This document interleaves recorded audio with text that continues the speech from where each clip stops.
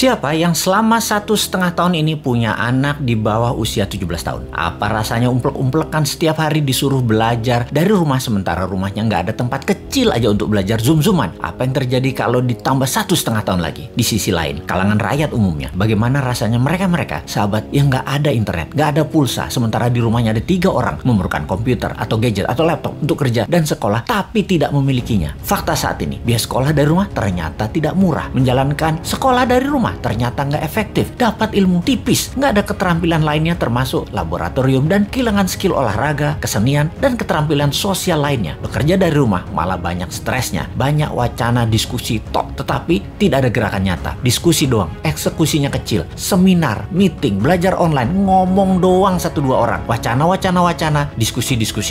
Rekening mah minus juga. Saat ini dunia bergeser jauh. Berapa lama kita akan menjadi seperti ini di bawah serangan virus? Jawabannya, kalau gini cara mengelolanya, selamanya, setidaknya sampai tahun 2025. Demikian kata WHO dan World Bank. Waduh, paling cepet 2023 awal deh. Tetep aja lama. Maunya tahun 2021 ini paling lama selesai deh. Vaksin deh tuh 100% orang Indonesia. Pertanyaan lagi, apakah selesai COVID? Ya nggak tahu juga. Menurut Ngana, selesaikah COVID ketika 100% manusia Indonesia sudah divaksin? Jawabannya nggak tahu. Misalnya, manusia setelah divaksin, efeknya tingkat kematian dan fatality-nya menurun. Tetapi tetap bisa kena. Dimana kalau kena ya isolasi mandiri, katakan 10 hari. Setiap hari ada 30.000 orang bergantian bergiliran. Tiap hari ada 30.000. Karena 10 hari di isoman, maka yang dikurung hari itu adalah 300.000 orang per hari yang terkurung gantian sampai 100 juta orang. Gitu ya, 2 tahun itu bisa tercapai. Bisa lebih. Serem amat ya kalau ini terjadi. Untuk mencapai 60% populasi yang benar, ya bisa 2 tahun lagi, mungkin bisa 4 tahun lagi. Kalau hal ini terjadi, maka bukan hanya ekonomi yang ambiar, tetapi keterampilan sosial anak kita, keterampilan lainnya hilang. Bisa terjadi generation gap yang parah, di mana di tahun 2045, 24 tahun lagi, mereka usianya yang sekarang 10-20 tahun itu adalah mereka menjadi tulang punggung angkatan kerja dan usaha. Mereka, bayangkan, tidak punya keterampilan yang mumpuni. Maka angkatan yang usianya 50-70 tahun di kemudian tadi masih tetap bekerja dan ini tidak efektif. Maka gawat kalau bernegara tidak ada yang memikirkan hal ini, tetapi lebih memikirkan tenaga kerja asing bagaimana bisa masuk terus dengan dilindungi pejabat paling berkuasa. Alhamdulillah berhasil masuk terus. Itu lebih penting baginya sekarang. Saat ini generasi mendatang ngapain gue pikirin katanya. Yang penting saat ini lagi berkuasa, gak ada yang boleh halangin. Pokoknya gigi 5, gaspol, gue harus kaya. Lalu siapa yang urus generasi muda yang sudah 1,5 tahun ini dikurung di rumah? Ditambah masih ada kemungkinan dikurung lagi 1,5 tahun lagi. Kita urai masalahnya. Kalau anak usia saat ini 7-11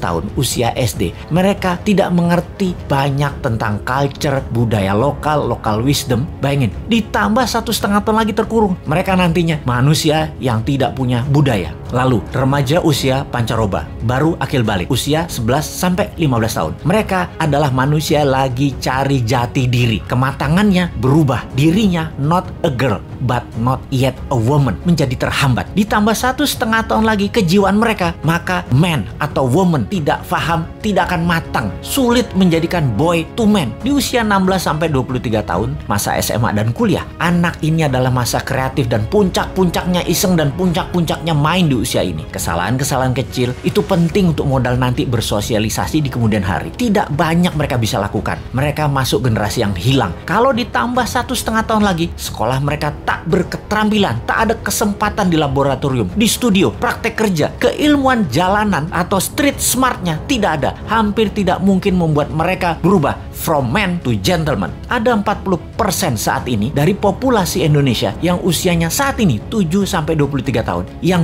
20 tahun lagi mereka merupakan tulang punggung keluarga, bangsa, negara. Jadi apa mereka ini nantinya? Ada yang mikirin pelindung nikel, mikirin. Yang pasang baliho jualan tahun 2024 itu mikirin. Yang menjabat sekarang mikirin. Kalau bosman, ada tuh bala muda walau kecil, kita berjuang.